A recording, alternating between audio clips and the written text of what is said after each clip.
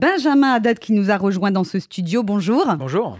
Bienvenue dans ce journal. Vous répondez tout de suite aux questions de Fabienne Lissac. Bonjour Fabienne. Bonjour, merci Laurence. Oui, bienvenue Benjamin Haddad. Vous êtes député sortant du 16e arrondissement.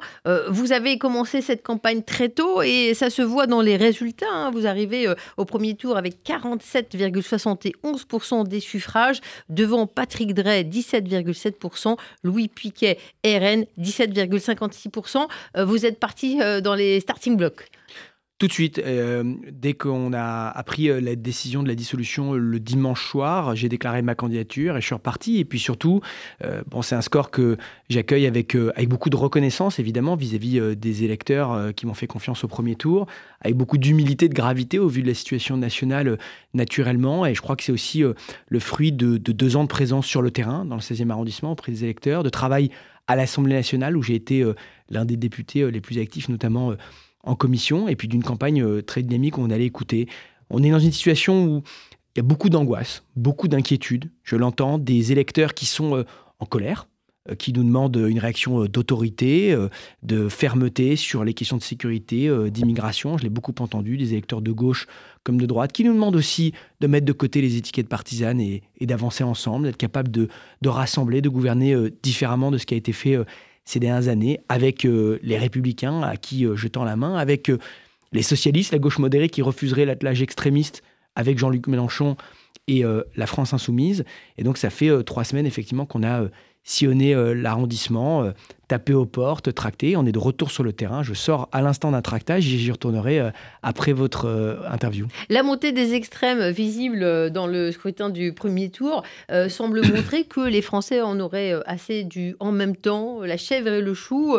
Vous êtes sur un message de clarification aujourd'hui dans ce contexte extrêmement compliqué. Je crois que déjà, en politique, il ne faut jamais faire de leçons de morale aux électeurs. Il faut écouter ce qu'ils ont à nous dire. Il faut respecter leur message. Et en effet, il y a une demande dans le pays. Je l'ai beaucoup vu en voyageant en tant que parlementaire ces derniers mois, notamment lors de la campagne des Européennes. Je suis allé rencontrer des pêcheurs à Quimper, des agriculteurs dans la Haute-Pyrénées. J'ai visité le plus grand entrepôt Amazon de France en Lorraine. Je déjeunais avec des maires de communes rurales dans le Loir-et-Cher, passé une journée avec des policiers, des gendarmes à Calais.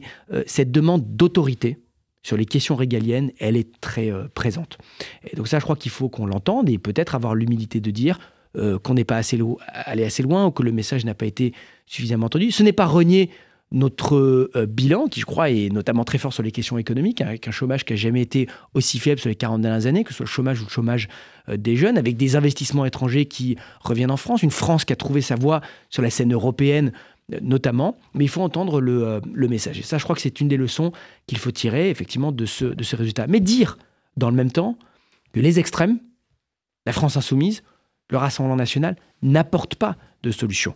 La France insoumise, avec son alliance avec les islamistes, les antisémites, avec la violence et le chaos qu'ils imposent en hémicycle comme dans la rue, et le Rassemblement national, qui offre une plateforme économique dangereuse pour notre pays, dirigiste, de gauche, qui s'est opposée à toutes les réformes que nous avons fait passer, réforme de l'assurance chômage, réforme des retraites, réforme du marché du travail, pour rendre la France plus compétitive ces dernières années, et qui a un discours qui, à mon avis, serait dangereux pour notre pays, nous isolerait sur la scène internationale et sur la scène européenne. Donc il faut être capable de combattre ces plateformes sur le fond, sur le projet, le programme, mais de répondre aussi aux exigences aujourd'hui des électeurs et à la colère aussi de beaucoup de Français face à ces situations. À quelques heures du dépôt des candidatures pour le second tour, à 18h, il se dit, ce n'est pas vérifié, que Patrick Draye, investi par LR, soutenu par Gérard Larcher, président du Sénat, Bruno Retailleau, pourrait se retirer.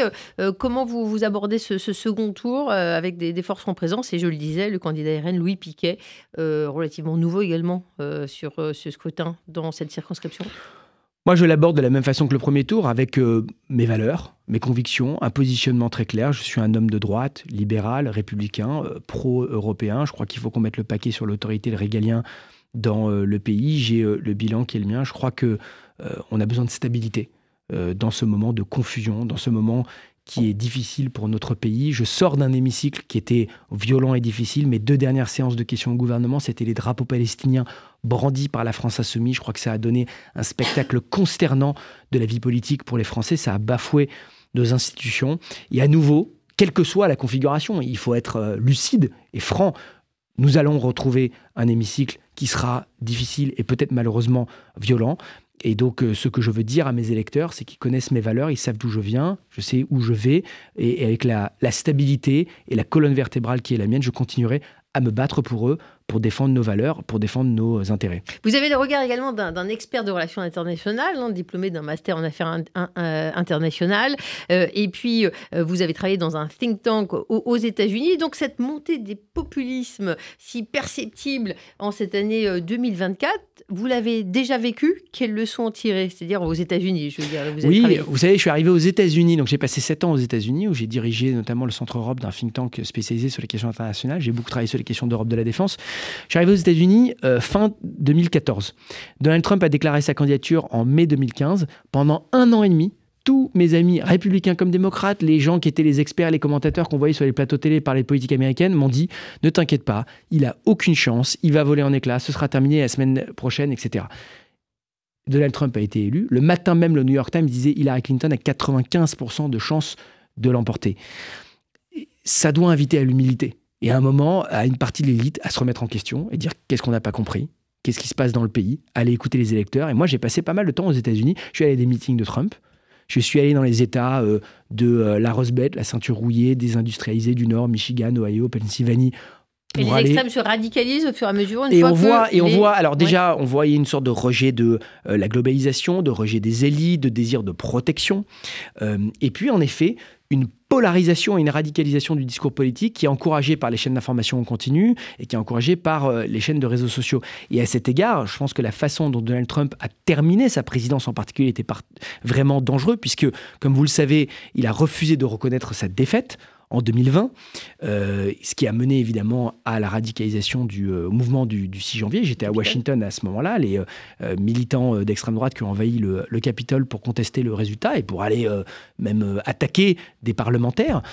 Aujourd'hui, vous avez toujours près de 40% des Américains qui considèrent que Joe Biden a volé son élection.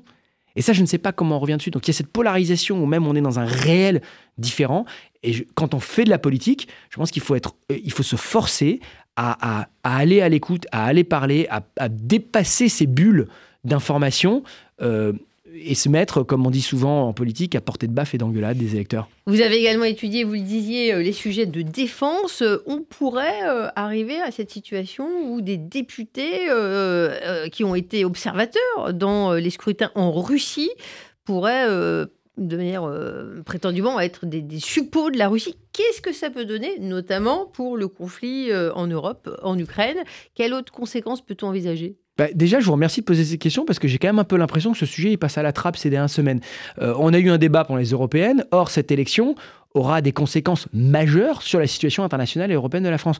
On a toujours une guerre sur le continent européen avec les Ukrainiens qui se défendent courageusement face à l'agresseur russe. Il faut dire les choses très concrètement. Sur les livraisons d'armes, qui décide des livraisons d'armes à l'Ukraine? C'est le ministère de la Défense qui les contresigne. Donc si vous avez demain une cohabitation avec Jordan Bardella et Monsieur Mariani, qui a toujours été aligné sur les positions de la Russie au Quai d'Orsay ou au ministère de la Défense, la France pourrait s'opposer aux livraisons d'armes. On pourrait se retrouver avec 2 pays, la France et la Hongrie de Viktor Orban, qui bloquent les livraisons d'armes. Et le Rassemblement national, quoi qu'il en dise, s'est toujours opposé à l'aide à l'Ukraine ces dernières années. Il s'est opposé aux sanctions face à la Russie, il s'est opposé aux livraisons d'armes. Si Marine Le Pen avait été au pouvoir en 2022, la France aurait cassé l'unité européenne et occidentale dans l'aide à l'Ukraine. Et demain, on a évidemment la question qui se pose sur peut-être le retour de Donald Trump aux États-Unis. Cette guerre nous concerne, elle frappe nos intérêts et notre sécurité en premier lieu. Si on laisse la Russie gagner, elle sera demain plus agressive, plus impérialiste, aux portes de l'Europe, de nos alliés de l'OTAN, la Roumanie, la Pologne, les États baltes. Et donc, oui, l'élection législative de dimanche aura aussi un impact sur la sécurité européenne et la victoire du Rassemblement national affaiblirait la sécurité de la France en laissant rentrer à l'Assemblée potentiellement une majorité de députés pro-russes. On finit avec les mots de Gabriel Attal, Premier ministre pour quelques heures encore, semble-t-il. Son appel à une majorité plurielle, les appels à la coalition, vous lui donnez une chance à cette hypothèse? Je veux dire une chose très clairement. Je combats le Rassemblement national qui porte un projet rétrograde pour notre pays, dangereux sur le plan économique et international, nous venons d'en parler. Mais jamais d'accommodement avec la France insoumise. La France insoumise, son discours antisémite, son discours anti-institutionnel, la violence et le chaos que les députés insoumis, tous, ont incarné ces dernières années, ce ne sont en aucun cas un partenaire. Et donc je le dis, pas une voix pour le Rassemblement national, pas une voix pour la France insoumise. Merci beaucoup Benjamin Haddad, député sortant, candidat arrivé à 47,71% des suffrages dans le 16e arrondissement. Et merci d'être venu sur le plateau de RCJ, d'avoir accepté de sortir du 16e arrondissement pour quelques minutes. À vous, ma chère Laurence.